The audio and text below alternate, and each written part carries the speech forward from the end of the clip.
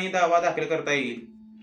म्हणजे तुम्ही जर अपील किंवा रिव्हिजन करायचं नसेल तर तुम्ही 1 वर्षाच्या आत म्हणजे निर्णय दिलेल्या तारखेपासून 1 वर्षाच्या आत सिव्हिल जज ज्युनियर डिव्हिजन यांच्याकडे सुद्धा तुम्ही सिव्हिल सूट दाखल करू शकता सब क्लॉज 4 प्रमाणे.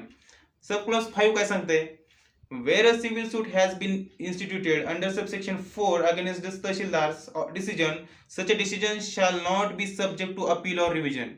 म्हणजे तुम्हाला काहीतरी एक डिसाइड करायचंय, एक तर तुम्हाला त्या मार्गातून जायचंय, कुठल्या?